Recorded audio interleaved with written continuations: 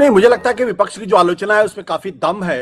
और नरेंद्र मोदी सरकार की जो यूएस के साथ जो डील है, इसकी आलोचना लगातार हो रही है। और इसकी आलोचना हम सत्य हिंदी पर भी कई बार कर चुके हैं और कई बार इसको अपने दर्शकों के सामने एक्सप्लेन भी कर चुके हैं कि भाई, एक तरफ अमेरिका भारत के ऊपर 18% का टैरिफ लगा रहा है और हम अमेरिका हाँ। के सामान के ऊपर अपना टैरिफ 0 कर रहे हैं।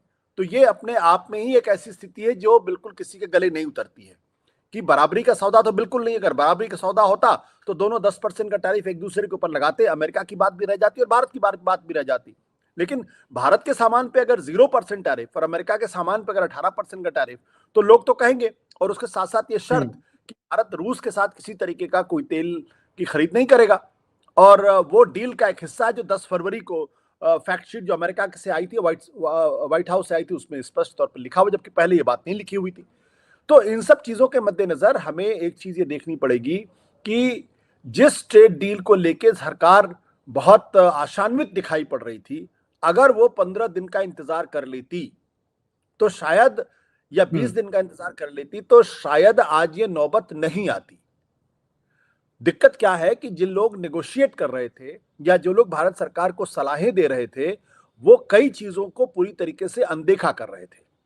अनदेखा इसलिए कर रहे थे क्योंकि उनको यह पता होना चाहिए कि अमेरिका की सुप्रीम कोर्ट में ट्रंप के टैरिफ लगाने का जो 1977 का जो इमरजेंसी प्रोविजन था, जिसके तहत उन्होंने दुनिया के तमाम देशों के ऊपर टैरिफ लगाया था, उसमें मुकदमा चल रहा है और वो आइदर वे जा सकता है।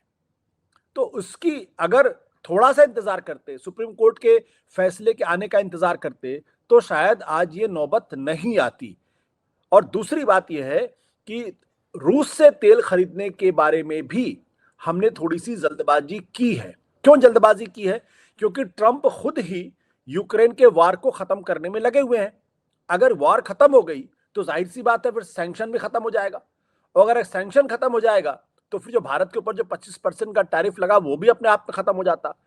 तो हमें सिर्फ सब्र से काम लेना था, थोड़ा पेशेंस से इस बात को काम लेना था। लेकिन शायद हम या तो घबरा गए, मतलब घबराने का मतलब भारत सरकार यानी मोदी सरकार या तो घबरा गई, या जो लोग भारत सरकार की तरफ से निगोशिएट कर रहे थे उन्होंने सरकार को सही सलाहें नहीं दी।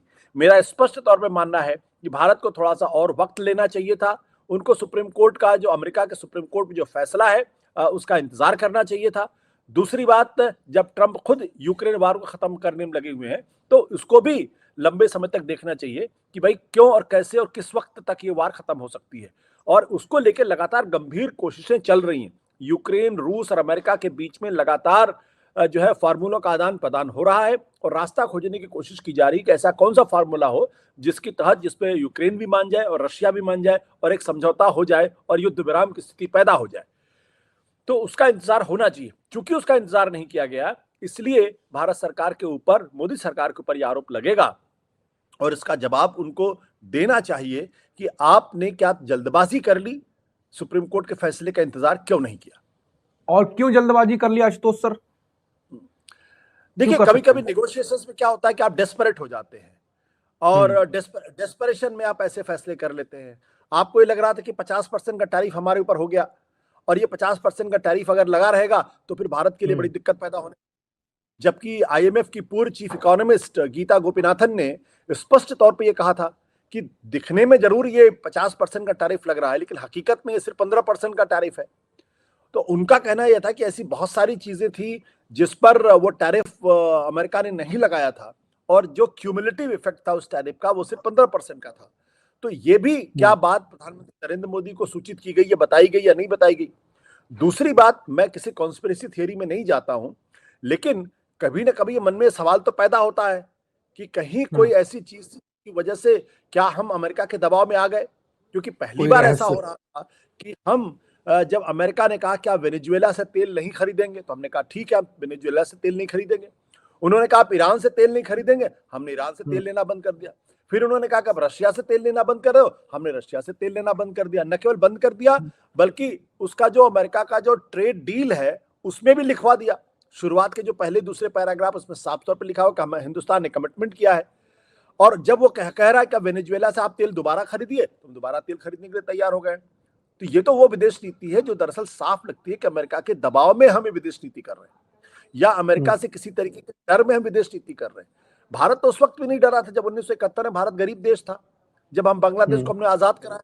अमेरिका का 7वां बेड़ा बंगाल की खाड़ी में छोड़ दिया गया था और उसके बावजूद भारत दबा नहीं। भारत ने अपनी नीति अपनी तरीके से की।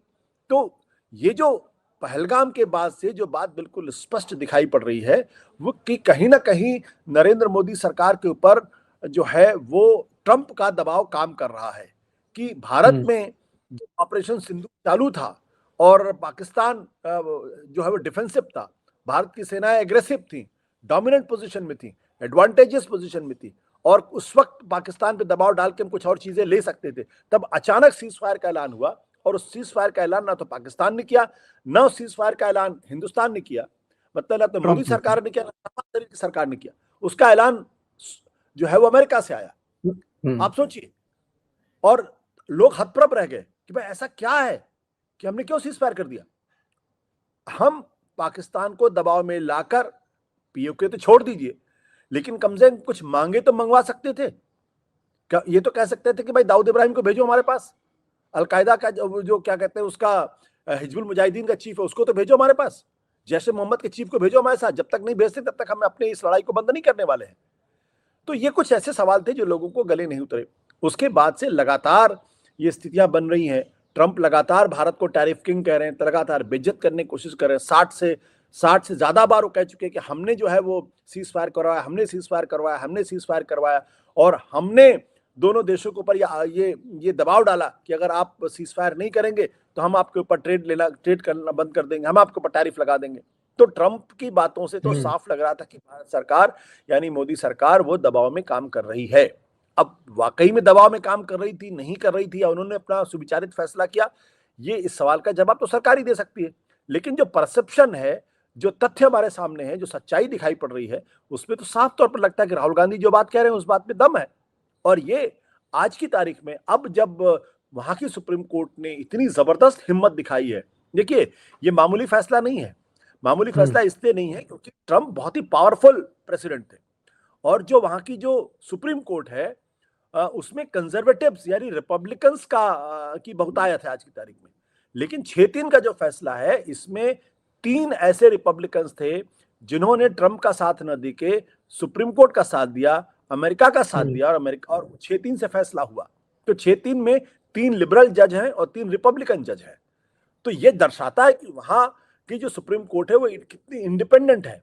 वहां के जजेस अपने प्रेसिडेंट से डर कर कोई फैसला नहीं करते हैं, वो संविधान के हैं, वो लोगों की नागरिक की सुरक्षा में आते हैं। ऐसा हम आज की तारीख में अपनी सुप्रीम कोर्ट के बारे में नहीं कह सकते हैं। और अमेरिका के सुप्रीम कोर्ट ने एक नजीर पेश की है और जिस नजीर से भारत की जो सुप्रीम कोर्ट है उसको भी सीखने की जरूरत है। तो ये जो स्थिति बनी हुई है इससे लगातार ये संदेह पैदा होता है कि कहीं कोई दिक्कत थी, कहीं कोई दबाव था और शायद उसकी वजह से इन्होंने आनन फानन में फैसला करना मंजूर किया। जो भी डील मिल गई उस डील को ले लिया।